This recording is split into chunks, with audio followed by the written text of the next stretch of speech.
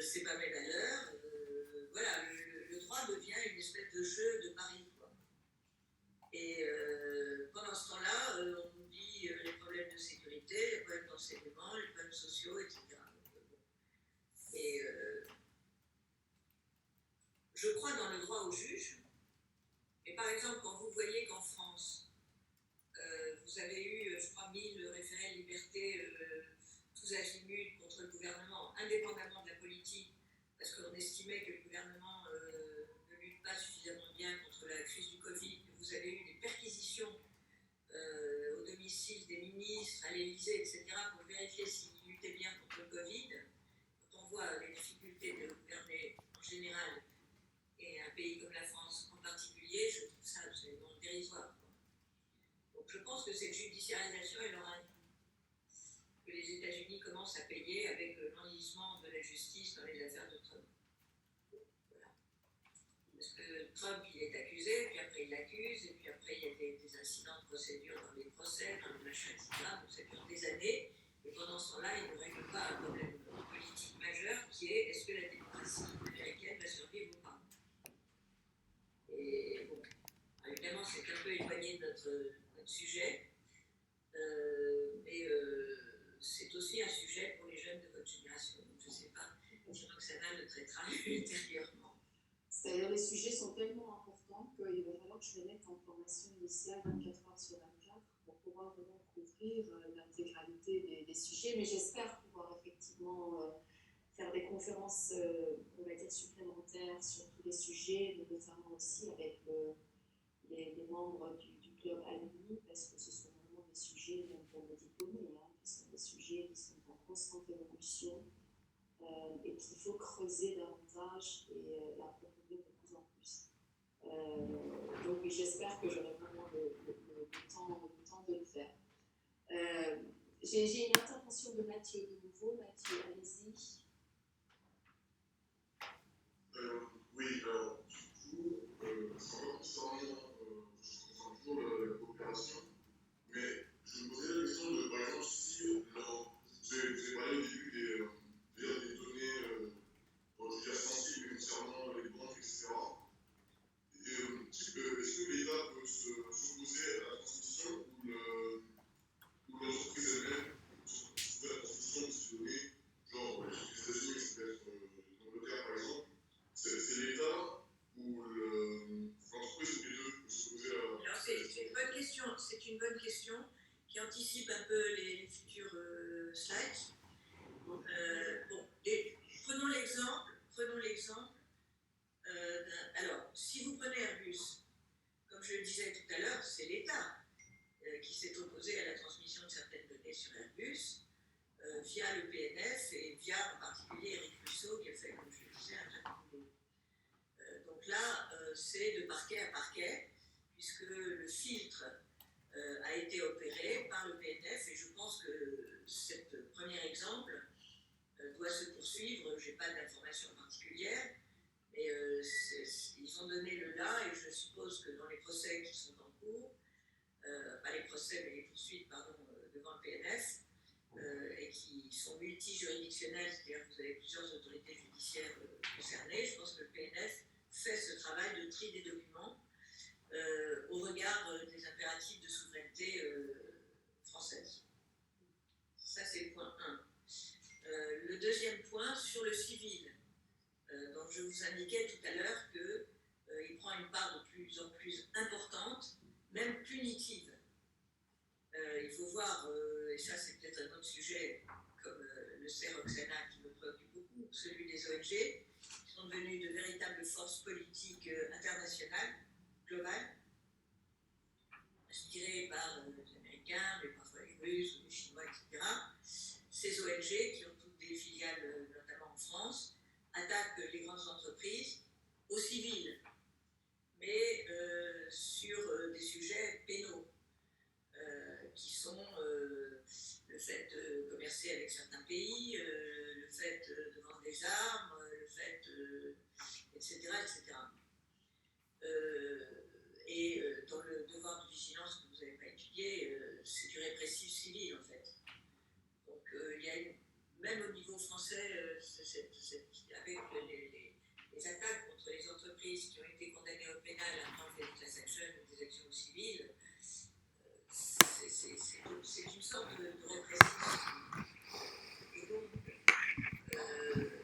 pour revenir à votre question, donc j'ai oublié la teneur sur la coopération. Je pense qu'effectivement,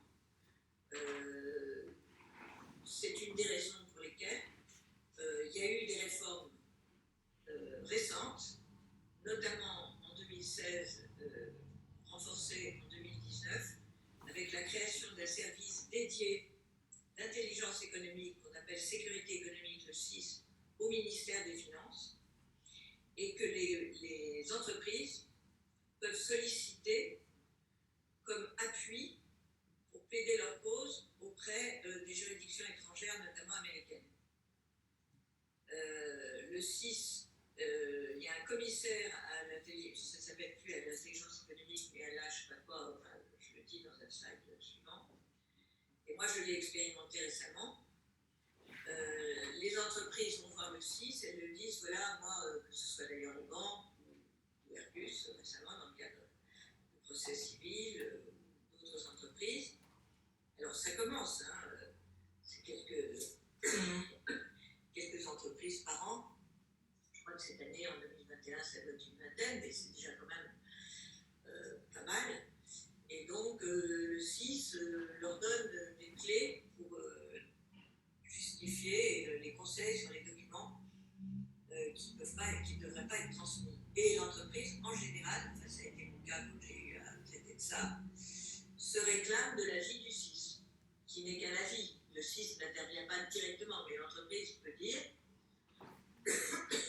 voilà, sachez que le SIS a examiné votre demande et que moi, je ne peux pas vous donner ça et ça. Alors après, est-ce que le juge étranger en tient compte ou pas?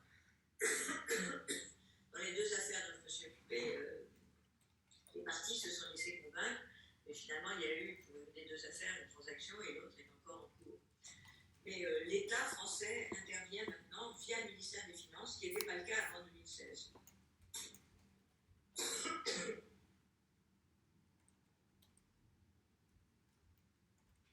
Voilà. C'est bon ou vous voulez qu'on continue? Bon, alors, c'est juste le Discovery, c'est un peu un récap. Comme je le disais, le Discovery, c'est la partie maîtresse du procès américain, qui comporte la plainte, le procès, on appelle ça sur les mérites, c'est-à-dire au fond, et entre deux, la collecte des preuves. Mais la collecte des preuves, elle peut être initiée en pre-trial, c'est-à-dire c'est une forme de plainte. Vous dites, voilà, vous êtes corrompu, vous avez fait ceci, vous avez fait cela, etc. Et je voudrais telle preuve. Et il n'y a pas encore d'assignation au fond devant un juge. Procédure qui est parfaitement valable devant les juridictions françaises, comme je vous disais. Au niveau civil, c'est l'article 145 du Code de procédure civile. Donc, le Discovery, c'est le pre-trial Discovery, c'est notre article 145. Et c'est même notre article 145, curieusement, en droit. Puisque vous avez les Federal Rule of Civil Procedure, vous avez un code de procédure civile par État, mais enfin, disons que les règles fédérales interdisent le fishing expedition. Sauf que, pourquoi ça n'a aucun effet? Le premier, c'est que la conception que les juges américains ont de la fishing expedition, c'est pas la nôtre. Ils sont beaucoup plus laxistes. Ils admettent ce qui, pour nous, pour les juges français dans le cadre de l'article 145 du Code de procédure civile, serait une fishing expedition. Donc ils admettent quand même une demande de preuves extensive de plusieurs centaines de milliers, voire plus, de documents. Et surtout, comme vous le savez mieux que quiconque, le procès est devenu l'exception et la transaction la règle. Et le Discovery est un des éléments fondamentaux de négociation, c'est-à-dire si vous voulez éviter de payer des millions et des millions, non seulement vos avocats, mais la recherche des preuves, preuves, la transmission des preuves, la validation des preuves, plus toutes les procédures, etc., eh bien, vous transigez. Comme ça, vous évitez la fishing expedition. Vous admettez plus ou moins les faits, vous transigez, et puis voilà, c'est terminé. Donc, ça va très loin. Alors, si on est dans le discovery, la négociation et la transaction, elle n'intervient pas tout de suite. C'est certain, vous essayez quand même de plaider un peu votre cause. Je ne porte pas de jugement de valeur sur le fond, hein, je m'inscris simplement dans les relations qui existent entre des plaignants américains, pour prendre l'exemple des États-Unis, mais il peut y en avoir d'autres pays, et des défendeurs français. Alors d'abord, vous négociez aux États-Unis le périmètre des preuves. Et c'est une négociation